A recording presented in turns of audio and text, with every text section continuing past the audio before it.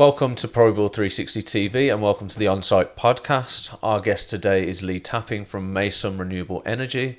We're going to be talking about solar, PV, energy and the art of the construction family business and so on. Welcome to you, Lee. Thank you.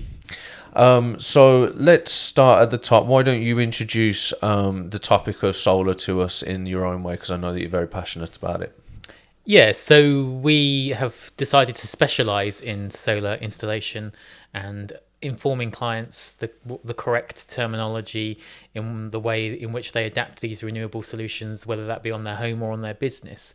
There's lots of miscommunication out there. Well, we're setting the trades apart. We're here to give clean, honest advice on whether a solution is viable for you, your home or your business. And that's objectively based. So what the objectives of any installation might be, that's what drives the specification, the design and so on. Is that right? Yeah. So there's, as I say, there's so many companies out there giving misleading information. What do you see as common elements of that? Untrained people that are just either untrained or don't have the industry knowledge. I've been in the electrical industry for 25 years. The solar and renewable side of things, it's been apparent in my life for 15 years. It's only really become part of my business for the last 3 to 4 years. Yep. It was always one of those things that I was asked to do, but I didn't really get involved with because there were just too many people out there doing it. Yeah. And then I went out and visited jobs and I'd see things that were just done so badly and so poorly, no care taken, wrong inverters installed for the amount of array that you've got out there. So it's called, if you've got a 20 kilowatt array out there, you should always undersize the inverter so it works as efficiently as what it possibly can do. And people are just going and mis-selling to clients. Yeah. So it's ill-advised. There's lots of ill advice out there. So I think that maybe when solar was hitting the market, I think that everyone thought, wow, this is revolutionary. Yeah. And then so many people would jump onto it, and then I suppose after this amount of time, now those that didn't train themselves correctly and stuff are they being whittled out, and the better companies are remaining, or what do you see? I guess you always get your clients, don't you? The ones that go, "Oh, shiny." Yeah. And that's who these little startup companies kind of target.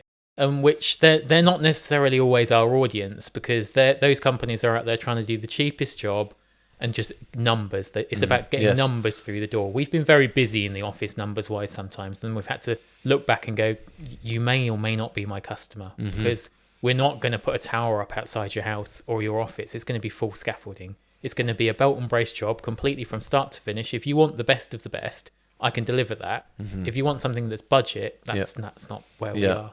I think that's why our companies align so much, because we're similar. So. There's an ethic to it that involves a bit of pride, might be the wrong word, but just being a little bit. It's that though, isn't it? It is, isn't it? Yeah, it's giving doing what you're doing because of what you're doing is worthwhile, not just to make a buck.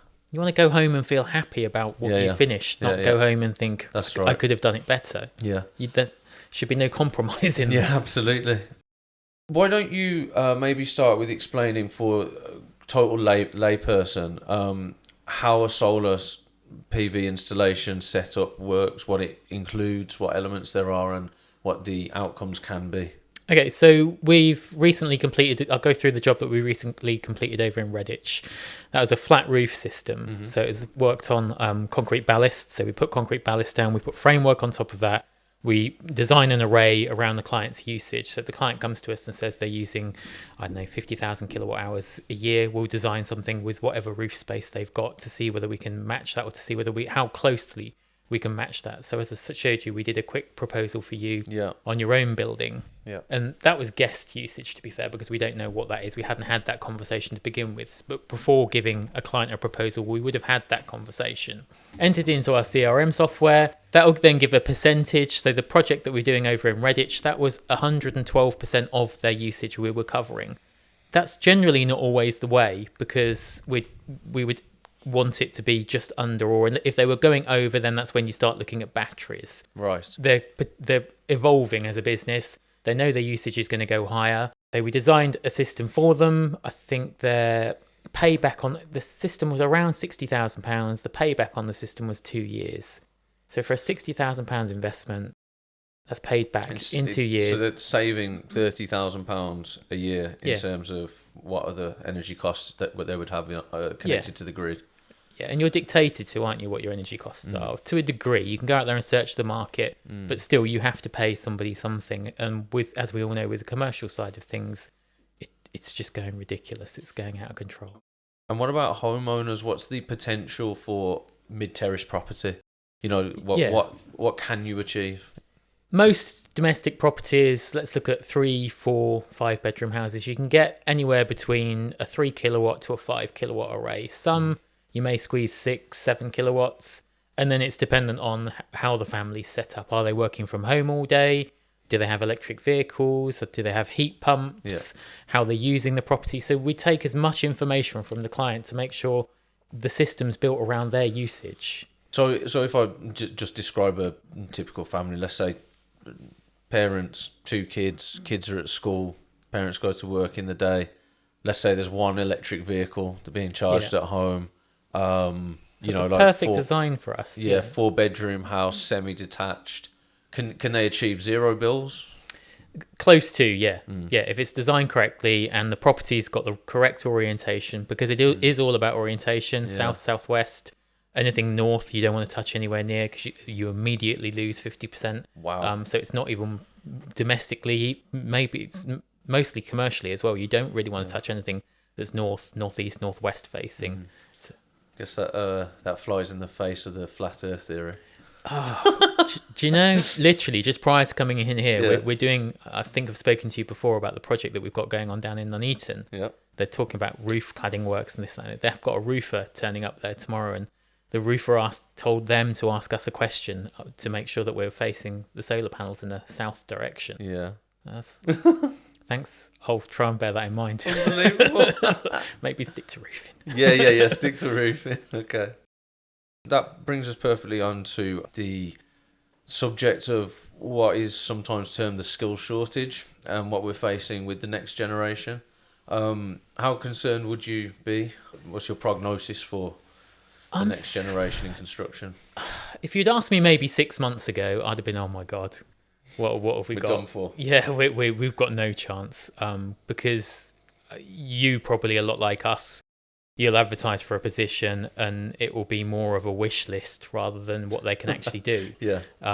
And we had so many people coming through the doors with that wish list, and you do a trial and error and more errors than trials. But it's that age-old thing, isn't it? Persistence pays off. That's right. And we've grown the team significantly over the last 18 months, I'd say. The team's grown fantastically. The engineers that we brought on board are really good. A couple of apprentices that we brought on board have shown willing, which I think the apprentices have always been our struggle, getting them to actually have some work ethic. Getting up in the morning, turning up is the hardest thing.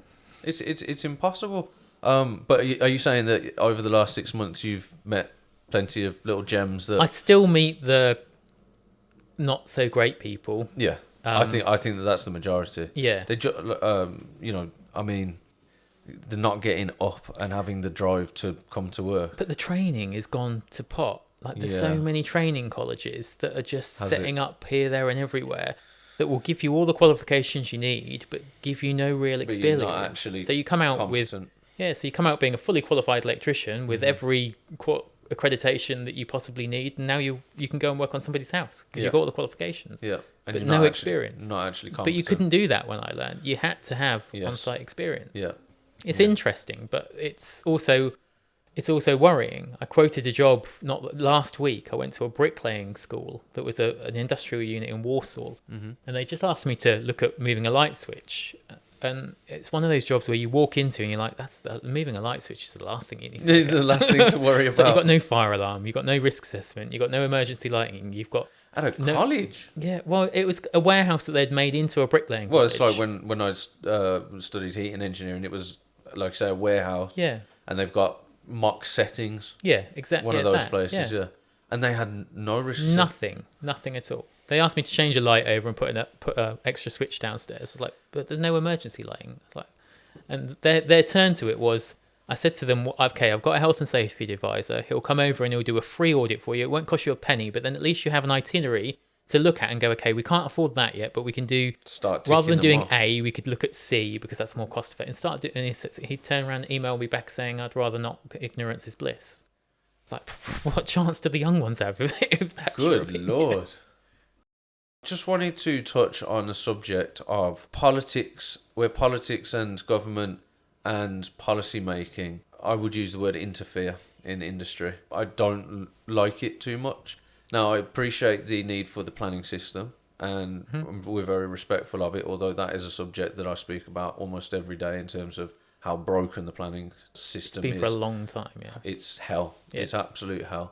We have had a little win last week, which is, you may know I'm the chairman of the House Builders Association. Well, we have been collating for a long time now information about local authorities setting standards, particularly in relation to renewable energy and sustainability and the energy performance of homes, way above building regulations arbitrarily. Yeah.